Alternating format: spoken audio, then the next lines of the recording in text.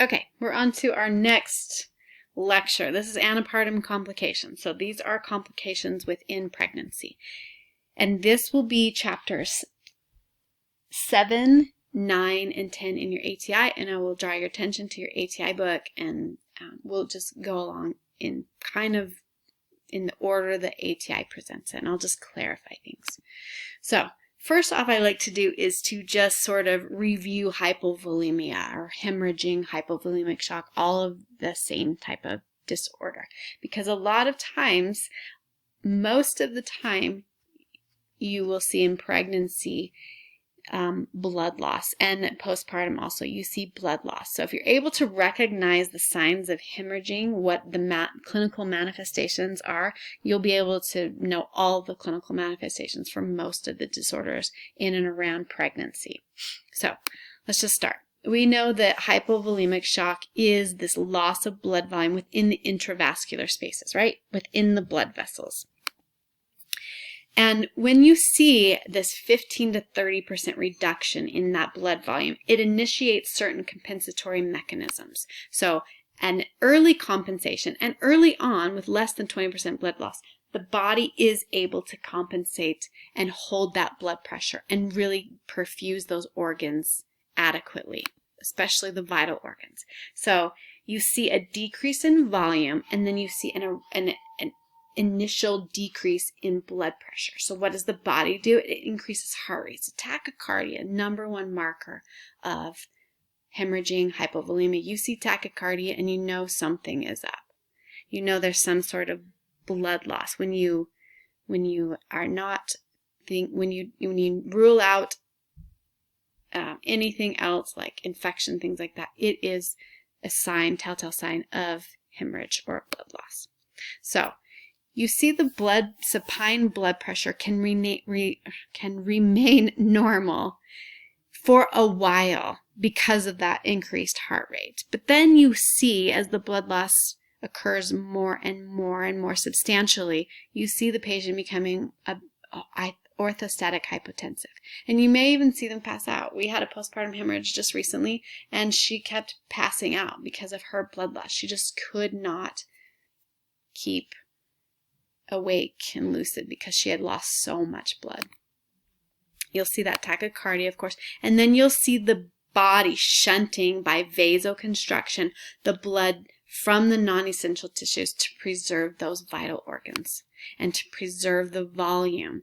You'll see signs of skin turgor, pale skin, cool hands, cool feet, and then you'll start to see oliguria happening, meaning they are urinating less than normal.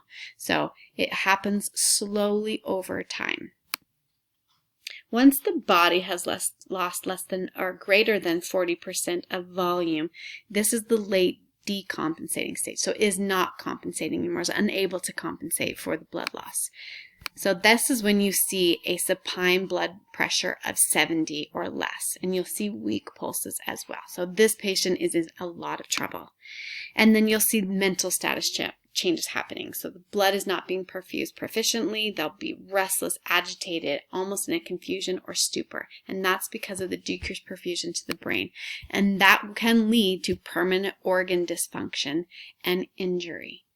And that's what we're trying to avoid. So what do we do in those cases? We give volume, right? We're going to give boluses. We're going to help increase that blood pressure. Well, first off, we're going to find the cause of the blood loss, find the blood loss, and stop that blood loss.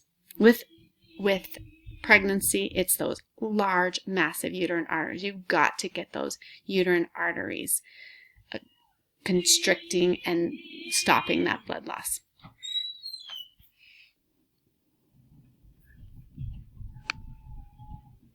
Okay, in chapter 7 of your ATI, it covers bleeding during pregnancy. And at the very bottom of page 39, there is a chart which I really like. So if you see bleeding in the first trimester, it'll mean something very different than the third trimester. So in the first trimester, you will see bleeding, which could lead to a spontaneous abortion, because we're not going to save babies in the first trimester. There's just no way that they're going to be able to ever live outside the womb. Or it could be an ectopic pregnancy. In the second semester, it's probably going to be a gestational trophoblastic disease or a molar pregnancy. And then in the third trimester, you'll see things with the placenta. So either placenta previa, abruptio placenta, or vasa previa. Vasa previa we're not going to go over. It's in the last part of this chapter. And it just has to do with the implantation of those uterine blood vessels not correctly into the placenta. Okay, so let's start with the first, which is spontaneous abortion. So remember, this is what we refer to as miscarriages. So there are different kinds of miscarriages, and we're going to kind of define every single one of them so that it's clear, you can recognize from looking at a question and seeing what's going on with the woman, what kind of spontaneous abortion is happening, or if it really will happen. So a miscarriage is a pregnancy terminated anytime before 20 weeks, which is the age of viability, or less than 500 grams, because these babies cannot survive. And that's textbook. I've seen babies like this survive, but textbook. So you will see vaginal bleeding, of course, because there is a problem with the fetus. And then you'll see the uterine cramping, almost like they're going into labor, which is back pain. And then you'll see a rupture of membranes, that ROM. You'll see the cervix is dilated in a lot of cases, and once the cervix is dilated, there's no way to stop the miscarriage from happening. If the cervix is not dilated, then there's a possibility of keeping the pregnancy, and that's when you send home women on bed rest that have vaginal bleeding during pregnancy. We'll look and see if their cervix is dilated. If it isn't dilated, then we can send them home on bed rest and possibly try to save that pregnancy. And then we see those signs and symptoms of hypovolemia, right? Because they're losing blood. So these are the different types of miscarriages. And we're going to just go through all of them and a way to organize it in your brain. So the first one in a category of its own is called the missed. And that means that the fetus has died. There's no vaginal bleeding. The cervix is closed. And that's why there is no bleeding. But with this kind of miscarriage, there is this decrease in HCG. So the women don't feel nausea anymore. They don't feel pregnant anymore. And women who have recurrent miscarriages know that the pregnancy has ended once they stop feeling nauseated. That nauseated feeling is almost comforting for them because they know that the pregnancy is still continuing on. So the baby has died. There is no fetal cardiac activity, or there really just is nothing in there. There's something wrong with the ovum, and there is no baby inside there. So that is a missed type of miscarriage. So the reason why it's missed is because nothing comes out. Okay? And then we have a threatened abortion. Okay? So this is different than the missed in that there is vaginal bleeding. And that's the first sign for many women that they're going to have a miscarriage, is that they are having bleeding. So they'll go into the provider's office, and we'll look to see whether or not that cervix is closed. If the cervix is closed, then we know that there is a possibility, like I said, of saving it. So they'll get sent home on bed rest to try to decrease activity, stay hydrated, and really try to keep that pregnancy. We will listen to ultrasound or Doppler, and we will see the fetal cardiac activity. So we will get fetal heart tones. So with an inevitable, the difference between a threatened and inevitable is the difference in the cervix. See, the cervix is closed on here versus the cervical opening is dilated. Once that cervical opening is dilated, there's nothing that the provider is going to do. They're just going to make sure that they completely lose that fetus and all products of conception. Because if they don't, it will cause problems.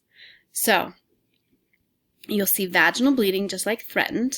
You'll see the dilated cervix unlike the threatened. And you'll see products of conception. Maybe they're right there bulging. Maybe you'll just see a little bit of them coming up. But you will see, maybe there's some of part of it, or rupture of membranes, or part of the fetus comes out, or something like that. Something that shows that there is a loss that's going to happen with that fetus and the products of conception. So, with an inevitable, there's two options. It's either going to completely resolve on its own, or it's going to be incomplete. So, there's missed, it's all on its own. Threatened, it has a closed cervix. With inevitable, it's either going to be a complete miscarriage or an incomplete miscarriage. So a complete miscarriage, you see the vaginal bleeding, the cervical, the cervix was opened, and then once everything has been discharged, that it closes again. So you know that it's complete when everything is closed. And we look at the levels of HCG. When the levels of HCG go down, we know that it's completely expelled and there's nothing else in there. If there's anything left in there, any sort of part of the placenta or anything left, her HCG levels will remain elevated. And we will monitor those HCG levels until we know that everything's completely expelled and it's back to a normal status. With incomplete, you have a loss, so you see that there's still vaginal bleeding, that cervix is still dilated, and only some of the products are expelled, but some remain. So what happens when there's a remain of the products? Well, we'll talk about that in a minute. So with threatened, the cervix is closed, remember, bed rest. We're going to try to preserve that pregnancy. With inevitable, cervix is dilated, and we're not going to be able to preserve that pregnancy. So, like I said, we're going to check those HCG levels until it's terminated fully. And with the complete, everything is going to be expelled, and the levels of HCG will lower. With an incomplete, you have some products remain. So, patient will continue to bleed. They're at risk for sepsis. They're at risk for DIC. So, we're going to give IV fluids. We're going to prepare them for possible blood transfusion if they continue to bleed. And we're going to check their hematocrit and hemoglobin. We're going to see how well they're doing. And then we're going to look at their white blood cell count. The same with the missed. So the reason why I put missed in here is because with incomplete and missed, we're going to have to surgically remove the products of conception or that fetus that is no longer viable. So we're going to check for infection because both missed and incomplete miscarriages, there is a huge risk of infection, and then you've got all those problems with the clotting factors leading to DIC. So there's two things that we're going to do. If the woman is less than 14 weeks, we're just going to dilate her cervix, and we're going to do what's called a D&C curettage. So right here you can see this is a scraping. We're going to scrape it out right here, the rest. And this is under general anesthesia. And they go in and clean out the entire uterine lining to make sure there's nothing left behind. With the, this is a suction curette, so they'll dilate the cervical canal, and then they will suction out the entire endothelial layer of the cervix. But if the woman is greater than 14 weeks, they can actually just put her into labor. So they'll give her prostaglandins, and prostaglandins act on the cervix to dilate it. And then they'll give oxytocin, which is a uterine contractor, and they will put that woman into labor, and she will go into regular labor, and she will deliver the fetus as if it was a normal fetus, but the baby, of course, will be stillborn. And we'll give her time to mourn and hold the baby. And yes, even very, very tiny, tiny babies, we let them hold and to grieve over that baby. Okay, I'm going to pause, and we're going to upload this, and then we will start on our next part of the lecture.